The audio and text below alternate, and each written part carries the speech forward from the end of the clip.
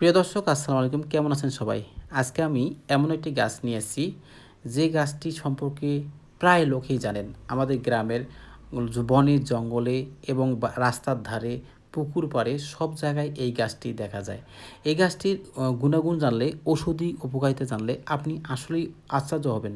এই গাছটি আপনার সবল করবে, সুস্থ করবে এবং যাদের মেহরোগ আছে, যাদের পরিবারের মেহরোগ অ্যাভেলেবেল হয়ে থাকে, তাদের কিন্তু এই মহা সমাধান এই গাছটি। এই গাছটির নাম হচ্ছে বেজল ঘণ্টা। অনেকেই এটিকে ঘিতকুমারী বা অ্যালোভেরার একটি লোকজ নাম হিসেবে ব্যবহার করেন। আবার অনেক অঞ্চলে এটি বিশেষ এক প্রকার ভেষজ লতা বা উদ্ভিদকে নির্দেশ করে, যা লেসলাসে বা বিজল পিচ্ছিলি প্রকৃতি হয়ে থাকে। লোকচিকিৎসায় বা কবিরাজির মতে এই গাছের পাতা ও বাকলের দারুণ কিছু কার্যকতা রয়েছে। পাতা ও বাকলের প্রধান উপকারিতা: শারীরিক দুর্বলতা ও ক্লান্তি দূরীকরণে এই গাছ।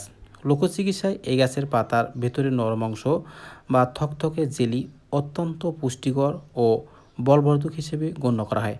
এটি শরীরের ক্লান্তি এবং দীর্ঘদিনের দুর্বলতা দূর করতে সাহায্য করে। হজম শক্তি বৃদ্ধি ও কোষ্ঠকাঠিন্য দূরীকরণে এর পাতায় প্রচুর পরিমাণে পিচ্ছিল উপাদান থাকে, যা পাকস্থলী ঠান্ডা রাখে। এটি হজম প্রক্রিয়া উন্নত করে এবং পেট পরিষ্কার রাখতে সাহায্য করে। প্রস্রাবের জ্বালাপোড়া ও ইনফেকশন উপশমে এই গাছ। প্রস্রাবের জ্বালাপোড়া বা মূত্রনালীর কোনো ইনফেকশন থাকলে এই গাছের পাতারস বা ডাঁটা ভেজানো পানি অত্যন্ত উপকারী। এটি শরীর থেকে ক্ষতিকর টক্সিন বের করে দিতে সাহায্য করে। ত্বকের যত্নে ক্ষত নিরাময়ে এই গাছ। পাতার রস জেল সরাসরি ত্বকে লাগালে রোদে পোড়া ভাব দূর হয়। এছাড়া শরীরের কোনো অংশ কেটে গেলে বা সামান্য পড়ে গেলে এর পাতার বাকল বেটে লাগালে দ্রুত উপশম মেলে। বেজর ঘণ্টা গাছের বিভিন্ন অংশ মূলত দুইভাবে ব্যবহার করা যায়: খেয়ে এবং ত্বকে লাগিয়ে। শরীরের দুর্বলতা ও পুষ্টির জন্য যেভাবে ব্যবহার করবেন: তাজা পাতা ভালো করে ধুয়ে ভেতরের পরিষ্কার পিচ্ছিল অংশ বা জেলটি বের করে নিন।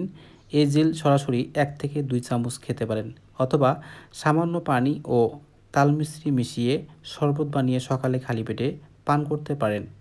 প্রস্রাবের জ্বালাপোড়া ও কোষ্ঠকাঠিন্য দূর করতে পাতার বোটা বা ডাঁটা ছোট ছোট করে টুকরো করে কেটে 1 গ্লাস পানিতে কয়েক ঘন্টা অথবা সারা রাত ভিজিয়ে রাখুন।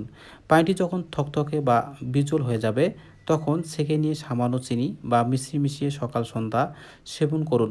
হলে কোথাও কেটে গেলে, ক্ষত হলে বা মচকে গেলে, ফুলে গেলে বিজল ঘণ্টা গাছের পাতা বা বাকল একসাথে ভালো করে পেষে বা বেটে নিন। এই বাটা অংশটি আক্রান্ত স্থানে প্রলেপ বা পট্টি হিসেবে দিনে 2 বার ব্যবহার করুন। এই গাছটি ব্যবহারের আগে অবশ্যই একজন অভিজ্ঞ হেকিম বা কবিরাজের পরামর্শ নিয়ে ব্যবহার করুন।